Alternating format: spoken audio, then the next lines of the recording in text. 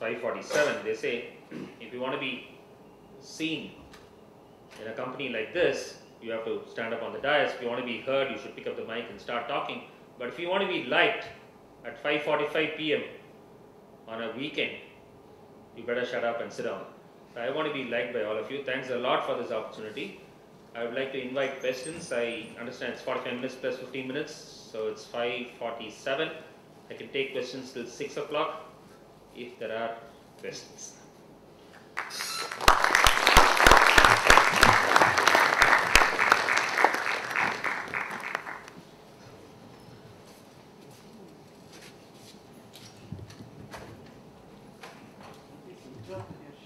Yeah.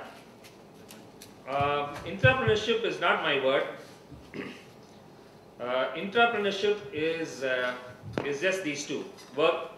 You're working in a company, and you're an intrapreneur. You're not an entrepreneur. You're an intrapreneur. I would consider a lot of team leaders in the company that we have as intrapreneurs. They independently seek out business. A part of the salary of the US sales guy is debited to their account. They are profit center heads and they get a percentage of the profits that they generate year after year along with bonus phantom shares. So they, in my opinion, are intrapreneurs. Yes. Employees who make independent decisions, act as profit center heads, are entrepreneurs. Entrepreneurs are likely to leave the company at one point in time. They can, as much as entrepreneurs can. Entrepreneurs can exit. They can sell their company. And much against what Chris was saying a few minutes back, in this age, you need to have an eye on exit. Because only then you will start measuring the value of your company. Otherwise, you'll measure only the bottom line of your company. It's like a car that you have.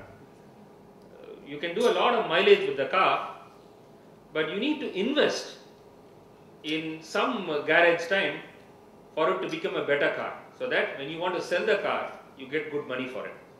So an entrepreneur also, in my opinion, should constantly look at his exit strategy, which indirectly will look at the value of your company. You can create bottom line, but you have to ensure that the value of your company goes up. Which value of your company does not only depend on earnings per share and bottom lines and EBITDA and all that, but your future. If you create something and you know you come up with a scalability model, the value of your company goes up. But unless you're looking at, hey, I want my value of my company to be $100 million, so I'll start looking at that only if I have an exit strategy. I'll have an exit strategy only if I have intentions to exit. Every entrepreneur, in my opinion, should have an intention to exit at some point of time. And the same thing with intrapreneurs. They can quit the company, encash their phantom stocks, and move on.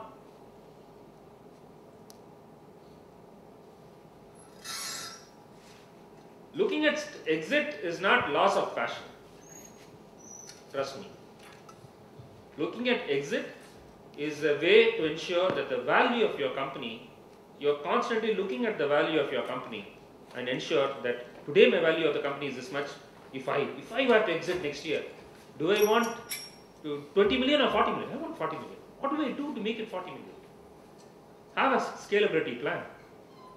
Enter into areas where scope is better, which will indirectly affect your bottom line today, but chances of your selling your company for a higher value is more.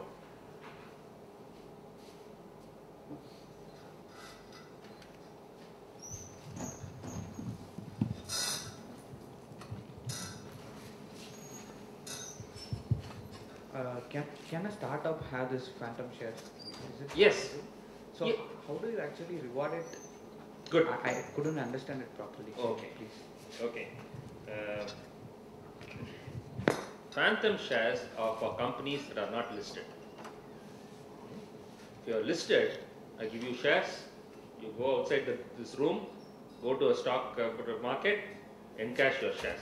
You give shares, you get money. Unfortunately, my company is not listed. A startup is not listed. A startup, you can give shares. What will they do with the shares? If you are not listing your company, what will they do with the shares? God is rich. Phantom stocks, what it says is, I will give you, say, 1% of my company. My company is valued as 100 rupees. You got 1 rupee worth of share, right? You be with my company is growing. My value of my company as independent valuer values it after 3 years as 1,000 rupees. What is the value of your 1 rupee? 10 rupees. Okay. That was. Do you have a calculator? 10 rupees. So if you want to quit the company, you get 10 rupees minus 1 rupee, 9 rupees. When you enter a company at a particular valuation and you exit at another valuation, the shares that you have, how much it is appreciated, you get money. There are clauses, so many years, lock-in period, blah, blah, blah, blah, blah, blah. Those clauses are not to ensure that we don't pay you money, but those clauses are such that safeguard yourself from somebody coming in and speculative exiting. So we try to avoid people when the valuation goes up, next year it might come down, let me scoot today. That should not be the case.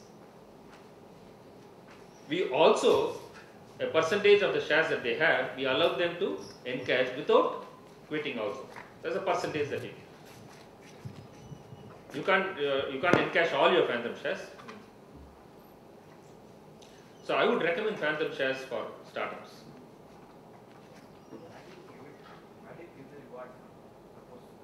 From your reserves and surplus. It will be when the valuation has not gone up then, so you don't have to worry.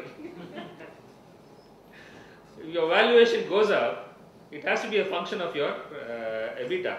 And if your EBITDA is hugely positive, your valuation is up. The good news is your valuation is up. Bad news is you have to shell out money, but it's okay. Your EBITDA is positive. That's why your valuation is up.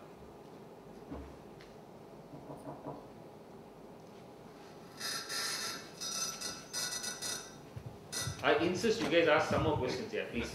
Till 6 o'clock. That's okay. Maybe I'll ask a question. So, do you think IITians make better entrepreneurs than non-IITians? Is there anything about the IIT education or training? Good. I am afraid, truthfully, IITians do not become entrepreneurs in a conventional way because they are more risk averse. Because there's lots of things that are going for them when they finish college. They go into an IIM, they get a fat job. The risk is proportional to how much money you make today. If I'm making a lot of money today, I'm taking a lot more risk. Which means I find IITians are more risk averse and hence not starting enough companies as they should. So it's, I'm afraid that's how it is. So the best way to become an entrepreneur is to be lousy in your job. Get kicked out of your job. You have nothing to lose. Become a fabulous rock star entrepreneur. Or lousy in your studies. No, I didn't. It's not that. Let me answer a question that you guys didn't ask. There are two ways to become an entrepreneur. One is, look at the market, find out the gaps in the opportunities in the market. Hey, there is a gap. Let me address it and become an entrepreneur. Or say that I am bloody good at this. Forget about the market. I am very good at this. Once I become very good at that and then I put it in the market, it will sell. Which way should an entrepreneur choose to go? I find IITians can possibly go the latter way. Because some of the people I interacted today, they all had fabulous ideas. And that's a Steve Jobs way. He doesn't look at the market. He looks at this product. And if the product is extremely good, market will find a way to make it a success. So, so maybe IITians should focus there instead of scanning the market. And, the scanning the market, what you want is a few $1 million. And I find it funny when people say the European market is down. I mean, you don't own the European market. You are addressing 0.0001% of the market. You better find a way to find that market. So maybe IITians, we should foster the second way of having a swell idea, and the market accepting it is a given.